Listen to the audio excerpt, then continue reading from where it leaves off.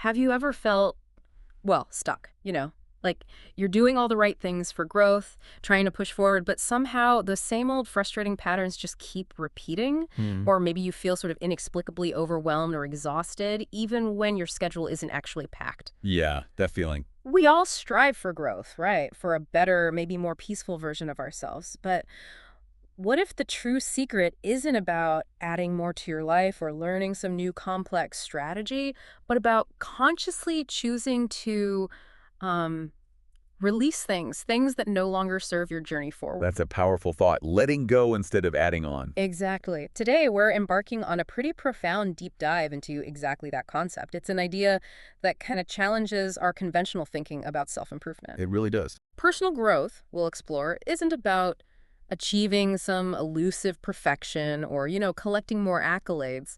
Instead, it's about understanding what to discard, what to let go of, to truly move ahead with genuine lightness and purpose. It's a powerful, almost counterintuitive idea, isn't it?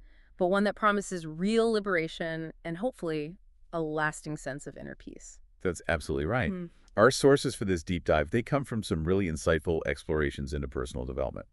They specifically pinpoint these fundamental mindsets and ingrained behaviors that, when you shed them, actually pave the way for genuine and sustainable progress. Okay. Think of it less like building a whole new structure, and maybe more like clearing the cluttered foundation of your life first. Clearing the foundation. I like that. Yeah.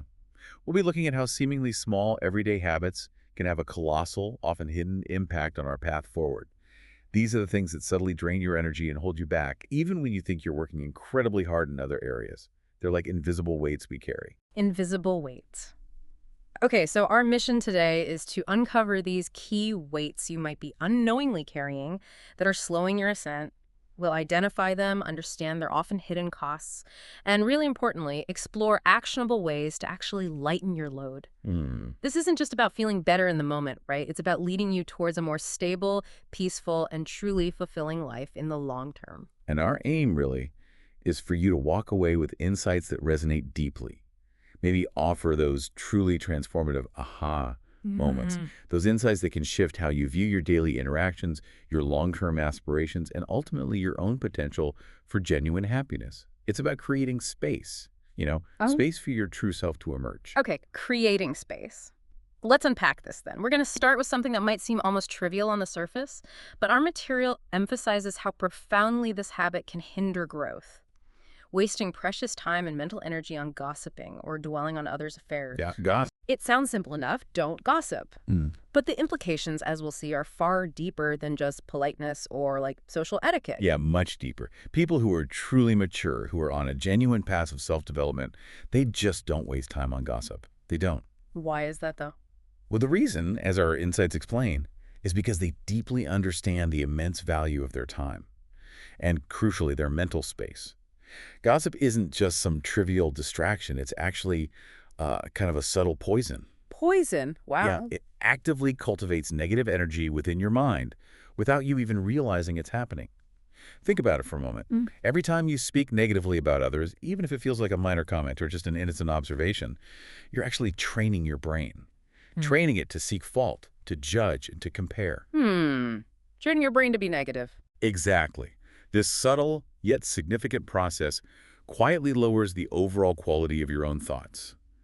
It's like letting precious time and your mental clarity just drift by without any genuine personal development occurring. It's a silent, insidious drain. It's like trying to build a beautiful garden, but you're constantly watering the weeds instead of the flowers you actually want to grow. That analogy perfectly captures it. Watering the weeds. It makes so much sense now. The insights highlight that those who spend a lot of time gossiping often feel inexplicably exhausted. Yes, that exhaustion. This isn't just random fatigue, is it? It's because your vital energy, your precious mental and emotional resources are being consumed by things you absolutely can't control, things that aren't even yours to manage, and frankly, things you probably didn't even need to know in the first place. You're just giving away your power. Exactly. Giving away your power. The more you consume rumors, the more you listen to other stories, the more your brain gets accustomed to focusing on other people's lives rather than concentrating on your own. Right, you lose focus on yourself. You completely forget that this same time, this same mental energy, could be spent on things that genuinely enrich you. Reading a book, listening to insightful discussions, well, like this one, hopefully. Hopefully. Learning new skills, or even just taking a moment to rest and recharge yourself. Instead, that energy gets funneled into unproductive, even damaging mental patterns. It's a profound misallocation of your most valuable resource, your attention.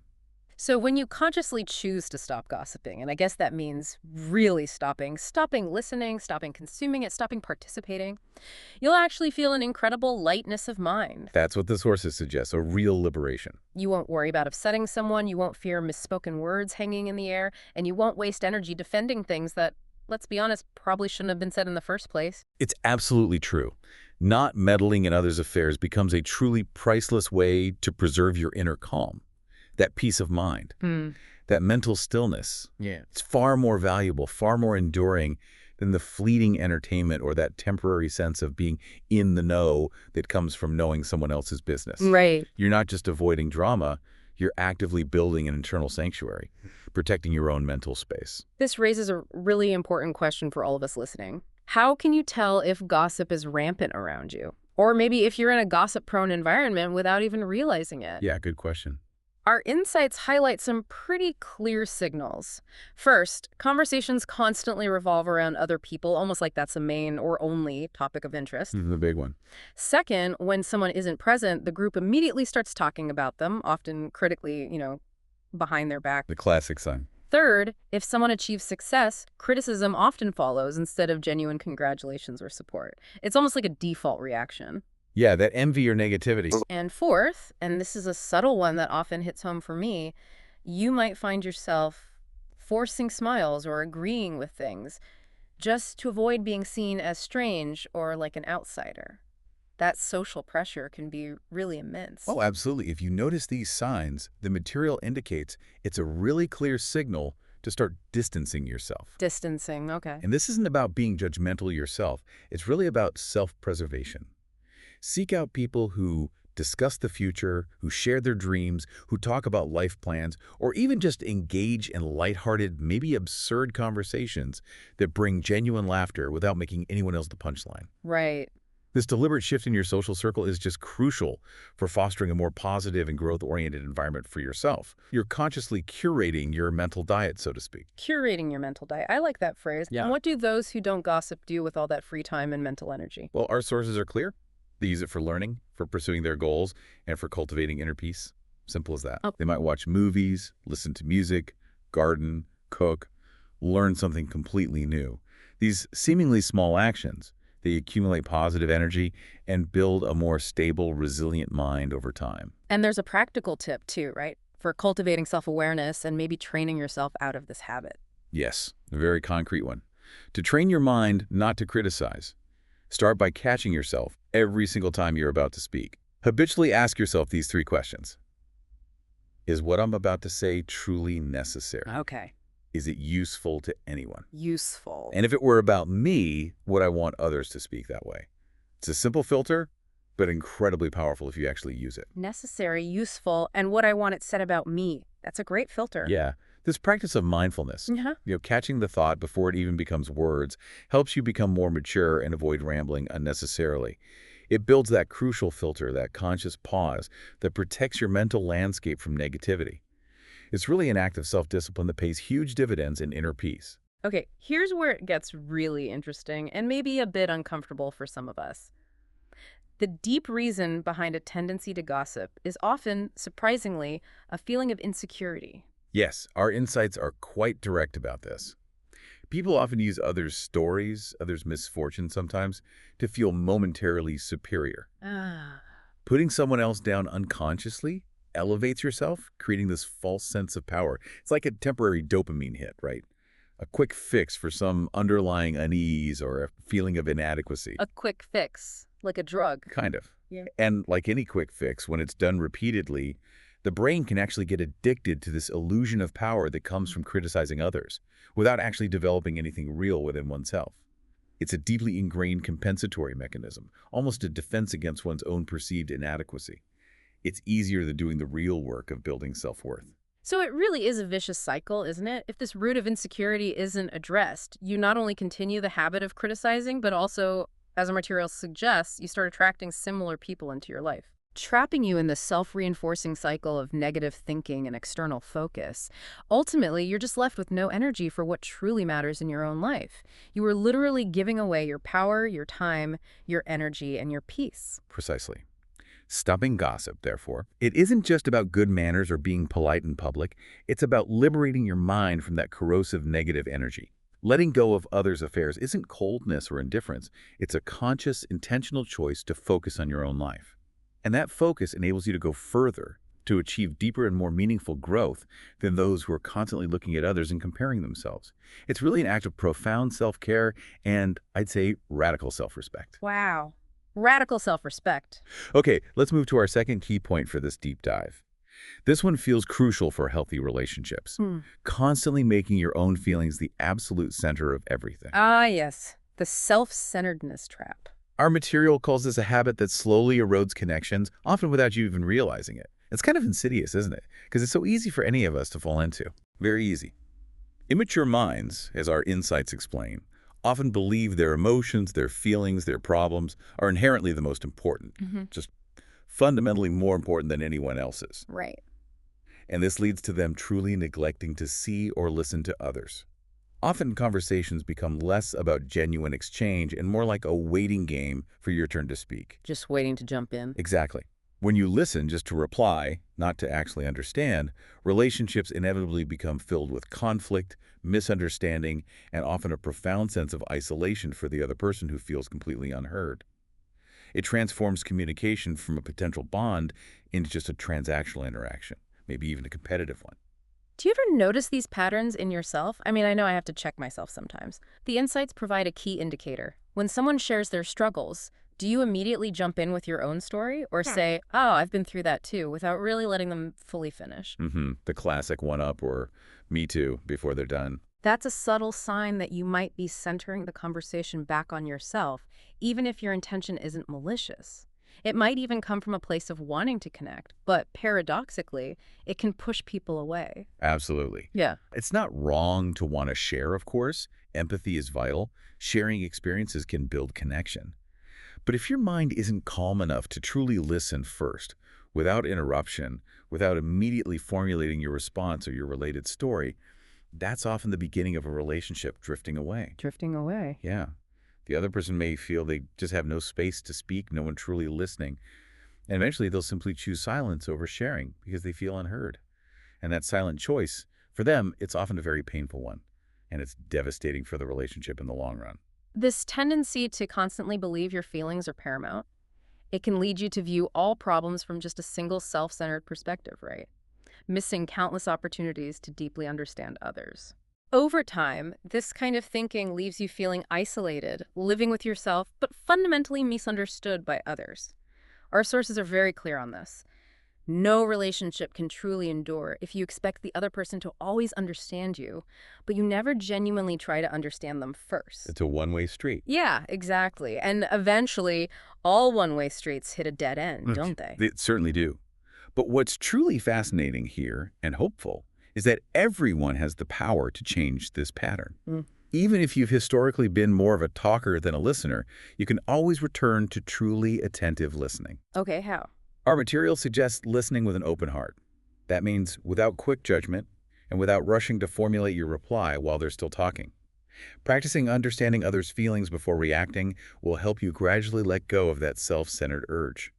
It helps you understand that everyone carries their own burdens, and no one needs to win or lose in a conversation. It's about empathy, not competition or performance. And the rewards of making that shift are pretty profound, aren't they? Immense. When you can lay down your ego, even just momentarily, to truly listen to another, you'll discover deeper relationships, you'll cultivate greater trust, and you'll experience a profound inner peace yourself. You won't feel that constant need to win arguments or to constantly prove yourself. It's a huge, liberating weight off your shoulders. So is there a simple practice we can start with? Yeah, a very simple, practical way to start this practice. When someone is talking, consciously take a few deep breaths, just breathe. Allow their words to truly land. Listen intently without interrupting or adding anything. Okay, just listen. Then, before you say anything, ask yourself internally, What do their words truly reflect in their heart and their experience, not just how it relates to me or my experience? This consciously shifts your internal focus from formulating a response to genuinely comprehending their reality. Thinking about their heart, not mine. That's a powerful shift. It is. This type of thinking gradually transforms you into someone who listens with their heart. And the interesting thing is, when you understand others better, you begin to understand yourself more deeply too. It's like a mirror effect. Ah, The more you reflect on their inner world, the more you discover about your own inner workings and your emotional landscape. It becomes a continuous journey of self-discovery through genuine connection. so ultimately, letting go of being self-centered opens up this huge space to learn about the inner world of others. Exactly. Which in turn reflects back, helping you understand the depth and complexity of the human heart. And you can use that insight, that empathy, as powerful energy for true, sustainable growth. Okay. Our insights define it beautifully. A truly grown person isn't just someone who achieves external success. They are someone whose heart is calm enough to listen, to understand, and to believe in their own worth without ever needing to diminish anyone else. That calm, listening heart, that is a real hallmark of true maturity. A calm, listening heart. I love that. Okay, this next point dives into a really sensitive area. Trust. Specifically, borrowing money without truly intending to return it. Oof, yeah. This one's tough. Our sources emphasize that this isn't just about the money itself, right? It's about a deep and often irreparable destruction of trust. And trust, well, it's the bedrock of all meaningful human connection. That's absolutely right.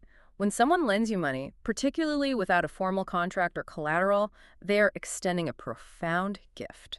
Pure trust. They are simply believing your word carries enough weight that your promise will be honored. It's a big leap of faith. It really is. But when the borrower doesn't intend to repay or just sort of acts as if nothing happened, what's truly lost isn't just the sum of money. It's faith in each other's humanity, in the integrity of a promise. Close relationships can quietly shift, becoming filled with disappointment, awkwardness, and that silent, nagging question for the lender. Why do I feel bad about something they did wrong? It's a betrayal of a very personal, unspoken bond. And what's particularly unsettling, I think, is that the borrower often remains completely unaware of the long-term cascading impact of their actions. Is that right? Often, yes. Our material points out that these relationships slowly fade, credibility is subtly erased in the minds of those around them, and their public image, even if nothing is said openly, subtly changes. Even a small, unpaid amount reveals a very specific mindset, a disregard for their own word, Yeah. a fundamental lack of responsibility for their actions, and this underlying belief that others' trust can just be used freely without reciprocation. That's a profound observation. It's not about the dollar amount at all, but the core principle of integrity. Right. It's the principle. Indeed. Our insights make it clear. This habit isn't fundamentally an income problem. It's a deeply ingrained problem of mindset and behavior. Not taking responsibility for what's owed reflects that the individual may not actually value the relationship itself more than that sum of money. Yeah. As this habit accumulates, the person gradually becomes someone no one wants to rely on, someone no one wants to trust, and eventually someone no one wants to offer opportunities to anymore. They become, in a very real sense, a liability in the eyes of others, completely eroding their social capital. So how do we counter this? How do we build that bedrock of financial responsibility? Well, our sources suggest it starts with simple, consistent steps. First, diligently tracking income and expenses, just knowing where your money goes. Basic budgeting. Exactly. Then, honestly observing your spending habits without judgment, just noticing the patterns. And perhaps most importantly, stopping the self-deception that small matters aren't important. It's just a small amount excuse. Right. That last one is truly key. Those seemingly small, unreturned loans or forgotten debts can accumulate not just financially, but ethically, corroding your own sense of self-worth and reliability over time. Oh, okay, so what if you genuinely find yourself in a situation where you must borrow? If you genuinely need to borrow, our insights advise. Have a clear, realistic repayment plan before you even ask. Communicate it directly and transparently from the very start, and then follow through as quickly and diligently as humanly possible. This isn't just about saving face, it's about preserving your credibility, which, as our sources emphasize, is far, far more valuable than any amount of money. Your word truly is your bond, and that bond is a form of social currency. It's irreplaceable and precious. And what about for those who have unfortunately lent money and not been repaid? That's a painful position. It's incredibly difficult. Our material advises clarity, without excessive emotion, which is hard, I know. Very. Speak directly but politely, highlighting the responsibility the other person should bear. If there's no response or no genuine effort, you must learn to step away from an unfair relationship to protect your self-respect and your peace of mind. It's not just about getting the money back at that point. It's about affirming your worth and setting boundaries for relationships built on mutual respect. Yeah. You have to draw a line to protect your own emotional well-being. Sometimes walking away is the only answer. Walking away to protect yourself. Okay. The transformation in a relationship. It usually begins with a strong foundation of trust before the loan. But after the loan, and especially after non-repayment, the lender's feelings shift dramatically. From understanding, they often move to doubt, from concern to sadness, and finally, maybe from goodwill to a quiet acceptance and profound detachment. Detachment. Yeah. Our insight starkly states that even if the money is eventually repaid later, it doesn't always fully restore faith. Some feelings, once shattered, can never fully return to what they were. The emotional scar, it often remains. But the important thing, and this is a message of hope our material emphasizes, is that everyone can change, right? Absolutely. Regardless of past mistakes or forgotten duties, human potential isn't judged solely by the past, but by the courage to take responsibility and improve oneself today. And that, our sources conclude, is a crucial step to truly become a mature person in your own eyes and in the eyes of others stably. It's never too late to reclaim your integrity, to rebuild that trust, starting with yourself. Okay, that's hopeful. Moving on to our fourth profound point, pushing your own burdens onto others. Yeah. Shifting responsibility. Our insights highlight this as a clear, often subtle indicator of a mind not yet mature enough to truly stand on its own 2 feet. It's about personal responsibility, or rather, the quiet erosion of it. Yeah. An immature mindset often views letting others handle things as the easier, faster, and maybe even safer path. It feels like it means avoiding mistakes, softening the blow of consequences, and ultimately not losing face. The easy way out. Seems like it. But the stark reality, as our material reveals, is that this slowly, subtly destroys your self-respect without you even knowing it. Every single time you push a problem away, every time you abdicate responsibility, you're quietly telling the world, and maybe more importantly, telling yourself that you're not ready to own your own life. You are ceding your agency, your power, your independence piece by piece. Ceding your power. And those who frequently shift burdens often don't realize they are quietly harming their most important relationships, do they? Not usually, no. On the surface, nothing might seem to change immediately. But in the heart of the person who has to constantly take over, feelings of unfairness, exasperation, or even a profound loss of faith begin to accumulate. That resentment builds. Exactly. Initial help might come from a place of genuine goodwill, a desire to support. But by the third or fifth or 10th time, it becomes profoundly exhausting. Eventually, even strong, long-standing relationships can drift apart simply because no one wants to be the perpetual shelter for someone who is unwilling to truly grow up. Yeah. It's an unsustainable, damaging dynamic. So, are there clear signals we might be doing this without realizing it? Our sources provide some. For example, do you frequently find yourself saying, "Oh, they'll help," or "that person will handle it," almost as an automatic response? Passing the buck. Pretty much. Oh.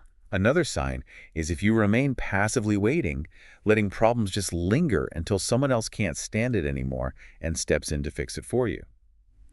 These are deeply ingrained patterns of avoidance, and they require a conscious awakening to change. These are behaviors that need to stop immediately if you want to experience true personal growth then. Absolutely. Yeah. Every single time you let someone else carry your burden, you're slowly diminishing your own inner strength, your own capacity for resilience.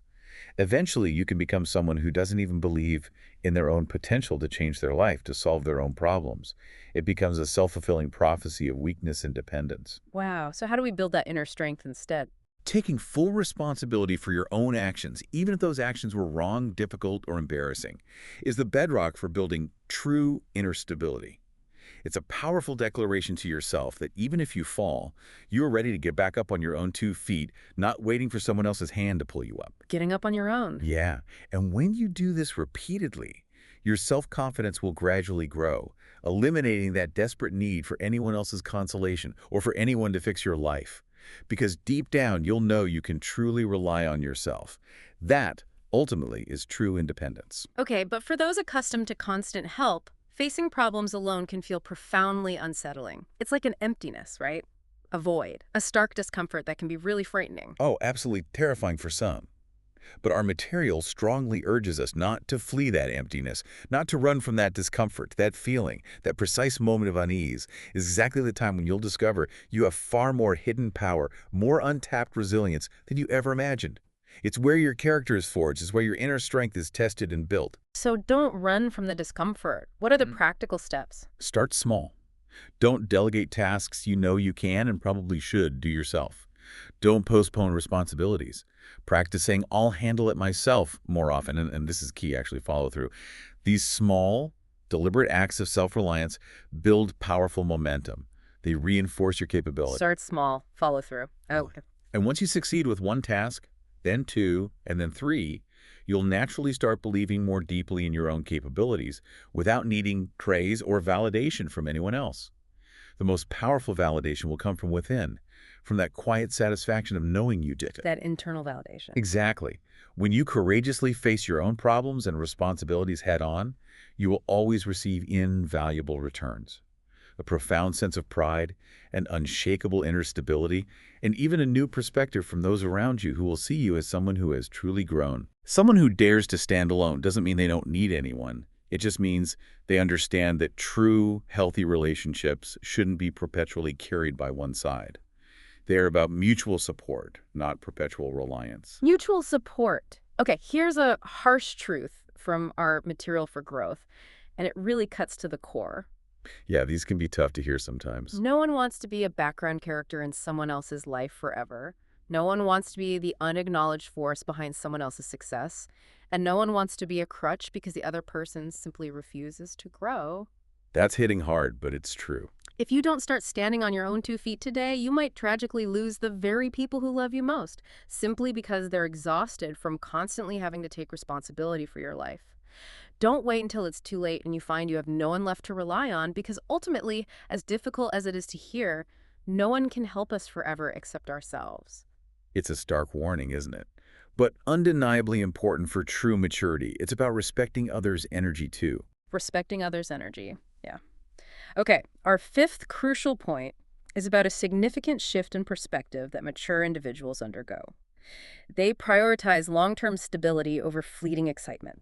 Stability versus excitement. A classic tension. This is a profound game changer for how you live your life, isn't it? Impacting everything from relationships to finances. Huge impact. In an immature stage, most people are almost irresistibly drawn to temporary thrills. It just feels more alive somehow. Right, the rush. Yeah. This can manifest in fast-moving, often fast-fading relationships, impulsive spending habits, or emotional decisions made without truly considering their long-term consequences. Our insights explain that when we don't understand life deeply enough yet, we tend to chase immediate gratification, mistakenly believing that excitement, that fleeting rush, is what real life is all about. We think that is life. Exactly.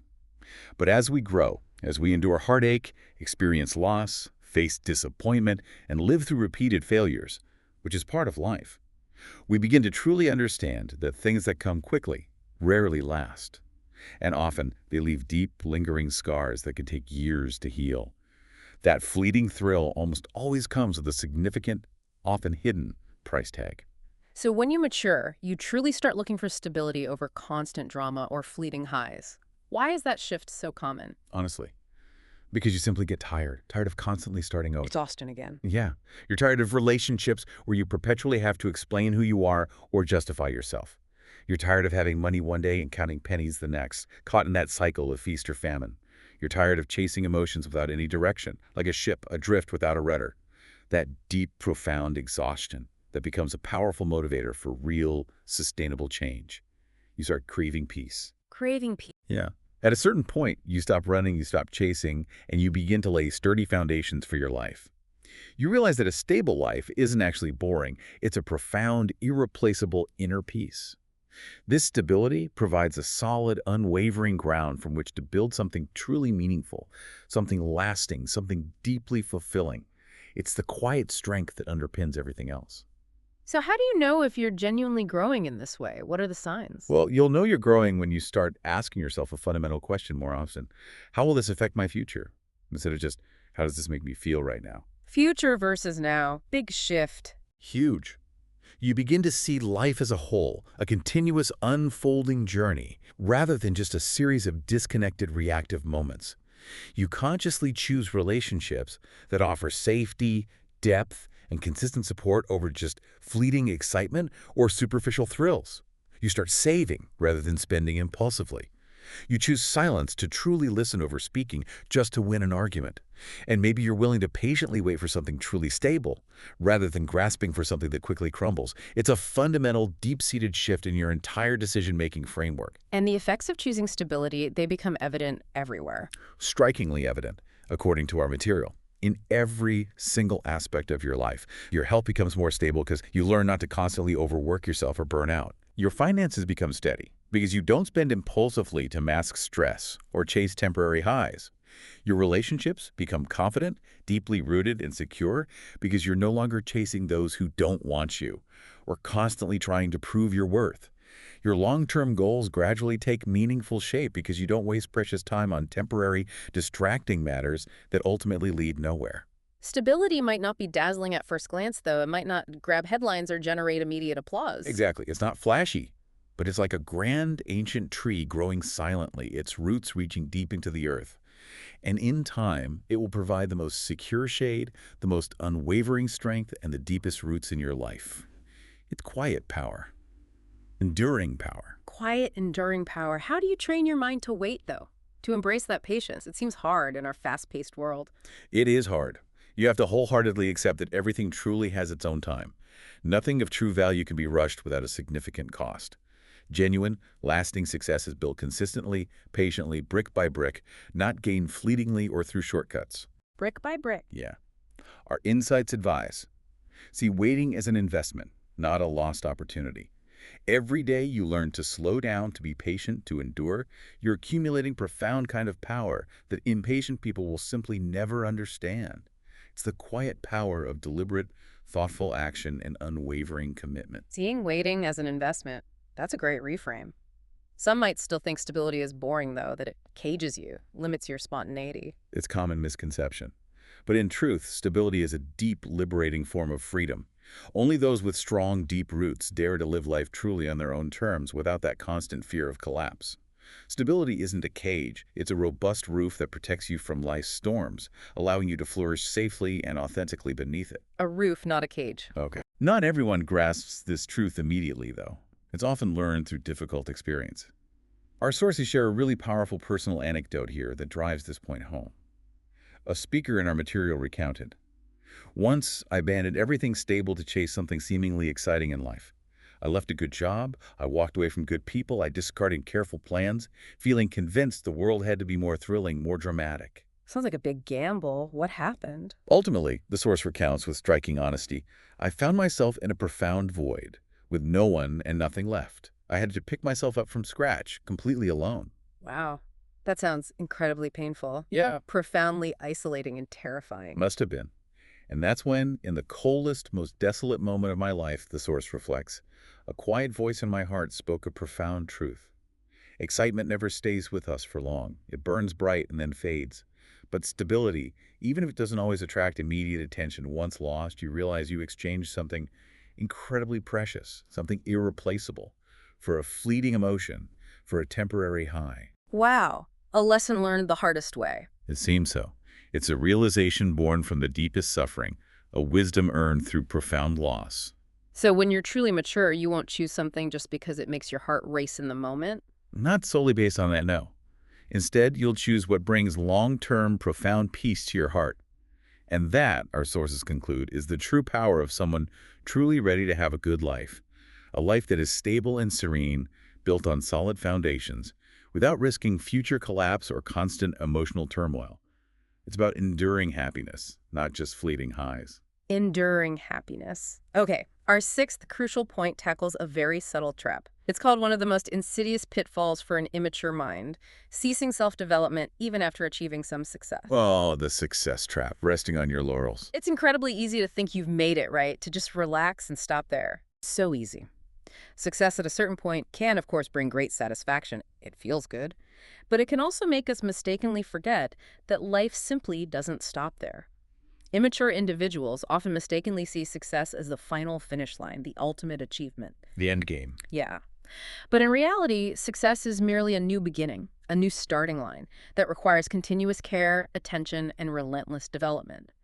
Our insights warn that success that isn't actively built upon, that isn't consistently nurtured, will inevitably become a future burden. What once worked well, what once brought you accolades, may become obsolete without you even realizing it, simply because you stopped evolving. It's like tending a garden. You can't just plant it, admire its initial bloom, and then walk away forever expecting it to thrive. It needs constant attention. So the period just before someone stops developing, it usually comes with a surge of praise, right? Right. Commendation, recognition from others. Often, yes, those affirmations, those pats on the back, they make us feel full. They make us feel sufficient. And that can cause us to stop running, to lose our hunger for learning and to feel good enough, or that we simply don't need to try harder anymore. It's an incredibly comfortable yet incredibly dangerous trap to fall into. Comfortable but dangerous. Yeah, because while you pause, while you're resting on those laurels, others keep moving. The world keeps spinning, skills relentlessly evolve, and new opportunities demand people who are continually growing, continually adapting. If you stop just because you feel capable enough now, one day you will fall from that height without even realizing how or why. Because nothing in this dynamic world lasts without continuous development. Complacency isn't just a slowing down, it's a slow, silent killer of potential, a gradual descent into irrelevance. Is there a clear sign that you might be overly satisfied with past success? Our material points to one common linguistic habit, frequently using the phrase, I used to. I used to. Yeah. Our sources listed compelling examples. I used to be famous, I used to be capable, I used to have big opportunities, I used to have good income. But now, there's nothing truly new on the horizon. No new learning, no exciting new projects, no new personal challenges. This means you're essentially living in the shadow of the past, content to reminisce. Living in the past. It's not inherently bad if you're fully aware and content with that, I suppose, but it becomes a profound problem when past success blinds you to future opportunities, future growth, and future possibilities. So when someone stops developing, their whole way of thinking starts to stagnate. It slowly starts to die, is how the sources put it. They won't dare to try new things for fear of failure. They won't open their minds to new learning for fear of losing face or appearing ignorant. They'll only use what worked in the past, even if it's no longer suitable or even detrimental for the present. Stuck in old ways. Exactly. Their decision-making narrows. They become increasingly resistant to change, living with past success like the magnificent wreck of a ship. Once grand and powerful, now just left abandoned on the shore, no longer in use, slowly decaying. It's a tragic waste of potential, a self-imposed obsolescence. So maintaining lasting success isn't about preventing all mistakes or never falling. Not at all. It's about being truly ready to learn from every mistake, to extract wisdom from every misstep in order to courageously move forward. Truly grown individuals aren't swayed by fleeting praise or overly obsessed with their public image. Instead, they constantly humbly ask themselves, what new thing have I learned today? What new skill have I acquired? How have I stretched my understanding? Continuous learning. Always. Yesterday's success, our sources remind us, is absolutely not a guarantee that you'll survive tomorrow if you do nothing further. It's a continuous journey of learning, adaptation, and proactive evolution. How do we appreciate success without getting attached to it then? Without letting it stop us? The mindset that helps is seeing success as a gift, not as armor. A gift, not armor. Explain that. You can be profoundly grateful for it, immensely proud of it, but never, ever let it block your path forward. Don't let it weigh you down or make you defensive. Instead, embrace the belief that the best times of your life are still ahead, waiting to be created. See what you've already achieved as a sturdy foundation, not a restrictive roof that limits your growth. Don't let your mind stop growing just because the world applauded you once. Let that applause be fuel for the next chapter, not a reason to stop running. Fuel, not a stop sign. Yeah, got it. What happens if you do get lost in praise? Well, after a period of feeling good enough, you'll slowly start to feel saturated, maybe even a bit empty. Empty. Yeah, a strange hollowness. No new goals will emerge. You feel unsure how to proceed, maybe feeling stuck in a monotonous loop. Then one day, seeing others grow and surpass you, a profound sense of guilt or regret will begin to build. But you might not even dare to fight again because you've abandoned your discipline, your hunger, and your humility. It's a truly painful awakening, a realization of lost time and lost potential. That sounds bleak. It can be.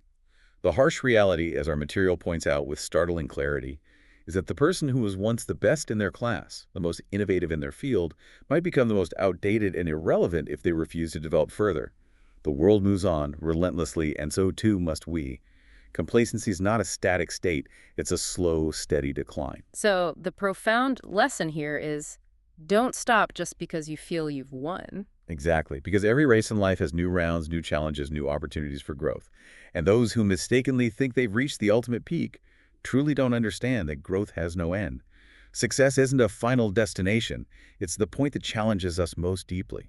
Will we stay put, paralyzed by past achievement, or will we continue to grow as someone who is not just successful, but also stable, sustainable, and truly mature, with a heart and a mind that never stop moving forward? Never start moving forward. Okay. Our seventh point brings us to a deep and truly liberating form of personal freedom.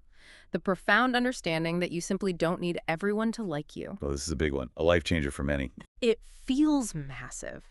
This is a huge internal shift and one that so many people struggle with throughout their entire lives, isn't it? Absolutely. Immature individuals often mistakenly believe that a good, fulfilling life means being loved by absolutely everyone they encounter. This belief fuels a quiet, incredibly exhausting drive to constantly be likable. That constant pressure. Yeah. Our insights reveal that this means constantly adjusting yourself, your opinions, your very essence to please everyone. It means being overly careful with your words, forcing smiles even when you don't want to, and agreeing even when you deeply disagree. Over time, you drift further and further from your true, authentic self, mistakenly believing your fundamental worth depends entirely on others' opinions. It becomes a continuous, draining performance, leaving you feeling hollow and unseen. But the liberating truth, as our sources powerfully state, is this. Even if the whole world doesn't love you, if you can still profoundly love and respect yourself, your life still holds immense, undeniable value. That's the core of it. Your self-worth is not, and never can be, an external commodity or something to be granted by others. It is an internal, inherent truth. It comes from within. But the desire for acceptance is natural, right? We are social beings. Of course. Yeah. We grow up in societies that subtly, and sometimes not so subtly, tell us to be good by pleasing everyone, by not disagreeing, by fitting into every situation. But we often forget a fundamental truth.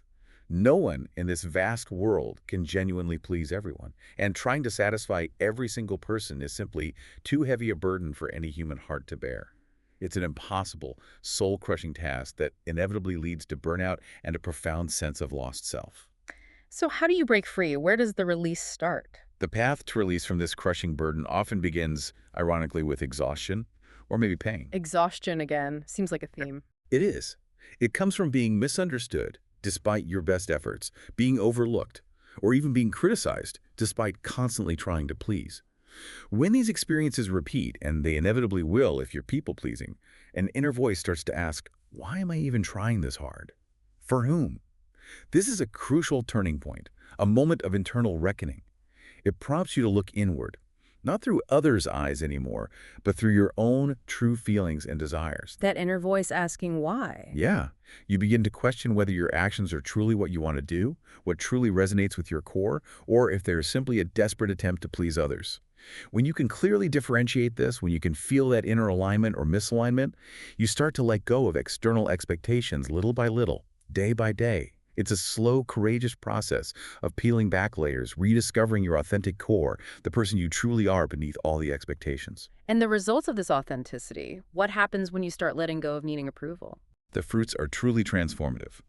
An incredible lightness of mind, unwavering emotional stability, and the quiet courage to make decisions without constantly agonizing over what others will think or how they might react. Our material states that the fear of being disliked begins to truly fade because you value yourself enough, profoundly and intrinsically. You realize you weren't born to fulfill everyone's expectations, you were born to live your own truth. This, right here, is true freedom. True freedom. But does self-respect mean being cold or closing yourself off? Not at all. That's a common misunderstanding. Self-respect isn't coldness or building walls. It's standing firm in your own truth without harming yourself or others unnecessarily. A truly mature person understands that criticism isn't necessarily a judgment of your inherent worth, and being disliked by some isn't a personal failure. People who genuinely know their own worth don't wait for external validation from anyone. They won't change their very skin color to blend into every light, and they certainly won't diminish themselves or shrink their light for fake smiles from people who won't truly stand by them when they inevitably fall. They are anchored unshakably in their own truth. Anchored in their own truth. How do you train your heart not to waver, though, especially when you feel uncertain or judged? Our sources suggest a powerful question to ask yourself in those moments. Yeah. Is what I'm doing aligned with my heart? Does this feel true to me? Check in with your heart. Yeah. Yeah. If the answer is a resounding yes, then keep going, keep moving forward, even if you're judged or misunderstood. Because you weren't born for everyone to understand every single facet of you. You are your own primary validator. Your inner knowing is key. My inner knowing. Our material reminds us that every stable, worthwhile outcome in life results from a process that often involves pain, exhaustion, and profound disappointment along the way. But ultimately, you'll discover that being loved by everyone never, ever equates to being truly accepted by yourself. Not even once. When you're truly mature, you won't chase love from everyone anymore because you will know with profound certainty that the most stable, most enduring, and most fulfilling love begins and flourishes from within yourself. That self-love is the ultimate foundation for all other healthy connections. Self-love is the foundation. Okay. Our eighth deep dive is about another powerful act of self-respect, a truly dignifying choice, not chasing after people who simply don't value you. Oh yeah, letting go of the chase. This resonates with so many people. Our sources describe this behavior, the chasing, as a clear reflection of a heart not yet mature enough to fully accept reality, or perhaps to fully accept its own inherent worth. That's a good way to put it. Immature individuals often mistakenly tie their entire self-worth to receiving acceptance or affection from someone, especially from those who clearly don't value them. It's almost like the less available they are, the more validation is sought. The unavailable prize. Exactly. Deep down, our insights explain they don't just want love from the other person. They want to prove something to themselves. They want to confirm that they are good enough, worthy enough, to change someone's mind, to earn their approval. And that, our material starkly warns, is the deepest emotional trap. Because it doesn't start from a place of genuine, healthy love, but from a profound feeling of lack within. It's a desperate attempt to fill an internal void with external validation, an impossible and utterly exhausting task. It's easy to confuse maintaining a relationship with desperately trying to win over someone who has never truly seen you, isn't it? Very easy to confuse. Maintaining a healthy relationship involves mutual understanding, mutual effort, and a shared journey of growth together. It takes two. But trying, truly trying, with someone who doesn't care or who offers nothing in return is like repeatedly reaching out into thin air. The other side never even reaches back. It's a one-sided, utterly exhausting, and unreciprocated chase that drains you completely emotionally, mentally, spiritually. So the moment you feel you have to fundamentally change yourself for someone to see your worth. That's the red flag. Our insights highlight this crucial, often painful point. The moment you feel you have to fundamentally change yourself or diminish your authenticity for someone to finally see your worth, you are no longer in a true relationship. Instead, you are trading your precious self-worth for something you may never actually get, something that isn't freely given. You're sacrificing your authenticity, your very self, for an uncertain outcome, for a conditional acceptance that will likely never satisfy you. And the damaging effect of staying in that kind of dynamic. It's that your heart slowly, subtly erodes. You start questioning your own fundamental value. Am I not good enough? What's wrong with me that they don't respond as I expect? Why don't they see me? Those painful questions. Yeah. When these agonizing questions repeat, without real answers or change, you begin to see yourself through the distorted, devaluing eyes of the person who doesn't cherish you. You start to see yourself as unimportant, insignificant, and undeserving of the love your heart deeply desires. Yet the profound truth is, their inability to see your worth doesn't make you worthless. It simply reflects their limitations, their inability to perceive value, not yours. That's crucial to remember. Their limits, not mine. How do you train your heart to actually walk away, though? It sounds so hard. It is hard. It requires wholeheartedly accepting a fundamental truth. The genuine love isn't about desperate chasing. It's about meeting halfway. It's about mutual effort and mutual desire. Meeting half. Yeah. If you've gone all the way, if you extended yourself fully, and no one has come to meet you, it means they weren't truly there in the first place, or they weren't meant to be on that path with you. It wasn't wrong for you to try. That speaks to your capacity for love and connection. But it would be profoundly wrong to insist on staying, to continually sacrifice yourself when you already know deep down that you won't receive what you truly deserve. This acceptance, difficult as it may be, is the very first step towards liberation. So love shouldn't have to beg. Absolutely not. A healthy, fulfilling relationship shouldn't require repeated pain, repeated self-sacrifice, or repeated questioning of your own worth. And choosing to step back from such a dynamic isn't defeat. It's actually a profound victory of the heart. It's the moment your heart begins to see and reclaim its own intrinsic worth again. It's a courageous act of self-preservation and self-love. A victory of the heart. I like that. How do you transform that energy then, the energy spent chasing? You redirect it. Our material suggests a powerful redirection. Turn that precious time and energy back to developing yourself in ways that genuinely make you proud. Focus back on yourself. Exactly. Don't change to please anyone else, but change because you want to be a more stable, a stronger, and a happier version of yourself. Do it without needing any external validation from anyone else. This fundamental shift in focus is incredibly empowering. It moves you from external dependence to internal strength. So focusing on yourself, what does that look like practically? Focusing that newfound energy on your body, maybe getting healthier, on cultivating your mind, learning new things, on your meaningful work, whatever that is for you, on nurturing your small personal dreams, or simply becoming more comfortable and at peace with yourself every single day. This is how you build new value. This is how you cultivate an inner richness. Inner richness. Yeah. And one day, you won't need to chase anyone because you will naturally attract people who see your worth from the very beginning, who resonate with your authentic self, without you having to change anything at all. Simply by being your authentic, stable self, you will attract true connection.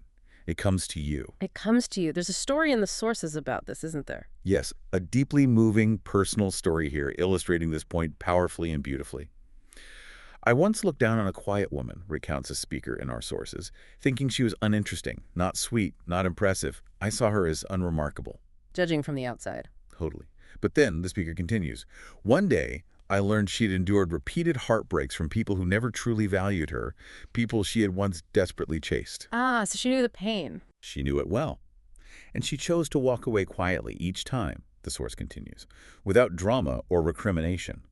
Instead, she chose to focus deeply on caring for her family, developing her work, and diligently building her own stable income, her own independent life. I learned more from her, from that quiet strength, than from any woman I had ever chased or tried to impress. Wow. That speaks volumes about inner strength and quiet determination, doesn't it? It really does, because she never, ever allowed anyone to define her worth, the source concludes. She chose to smile, truly smile, even when no one affirmed she was good enough, even when no one validated her externally. And that quiet inner beauty, that is the beauty that the weak-hearted, those still caught in the chase, will simply never understand. It's a powerful testament to the transformative power of self-worth and quiet dignity. Quiet dignity. So when you finally stop chasing those who don't value you, you don't actually lose anything of substance. Nothing at all. You simply reclaim your precious time, your vital energy, and your inherent self-worth. And that, our material concludes, is the crucial first step towards true, profound growth. It leads you to find people you don't have to chase, people who will see you for who you are from the very first day without you having to try it all, simply by being your authentic, stable self. Just be yourself authentically and stably. Okay. Our final and arguably most profound point today is the understanding that true growth sometimes hurts. It can be deeply uncomfortable, but it is always more valuable, more transformative than staying stuck in comfort. Embracing the pain of growth. This is the deep end. This is a hard truth, isn't it? But an incredibly liberating one, potentially. A key to unlocking your full potential. Definitely. Immature individuals tend to instinctively avoid all forms of pain. They mistakenly believe that a good life must be utterly free of suffering, easy, simple, effortless. The myth of the easy life. Exactly. When they encounter pain on the path of growth, the discomfort of a new challenge, the ache of letting go of something familiar, the sting of making a mistake, they quickly retreat to familiar, comfortable places. Even when they know deep down that nothing will truly improve there, it's an instinctive, primal flight from discomfort, a desperate clinging to the known, even if the known isn't good. But our material insists that the pain of change, of stepping deliberately out of your comfort zone, of trying something genuinely new, it might indeed feel like falling or like weakness or like a profound inadequacy. It often does feel that way. But this feeling, our sources powerfully argue, is actually the best sign that your internal system is shifting, that you are truly alive and evolving. It's a sign of movement. You are actively moving out of old cycles, breaking free from stagnant patterns, and daring to step into a larger, more expansive space. Genuine growth never comes easily because it inherently involves change, profound challenge, and the humble acceptance that you still have much, much to learn. It's not a failing pain. It's quite literally a growing pain. Growing pains. Yeah. Exactly. Comfort, while so enticing, fundamentally keeps us still. False stability, that stagnant state disguised as peace, makes us stop moving forward. But neither ever truly takes us where our hearts truly long to go, where our spirits yearn to flourish. Right. Many choose to stay in their current situation, however unfulfilling, simply for fear of falling, making mistakes, or wasting effort. But that very fear is the cage. A subtle, yet incredibly strong cage. You will never know your true potential, your true strength, if you don't dare to experience pain, exhaustion, or moments of profound loneliness at certain points in order to truly grow. These uncomfortable moments are the crucibles of transformation.